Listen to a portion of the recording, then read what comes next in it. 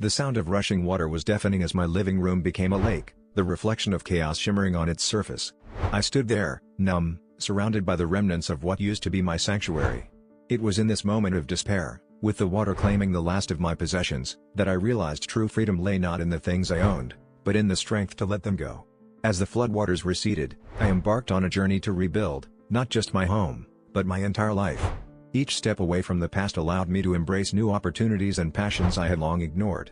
I volunteered, traveled, and discovered talents I never knew I had. The flood had washed away more than just physical belongings, it had cleansed my spirit, giving me the clarity to see what truly mattered.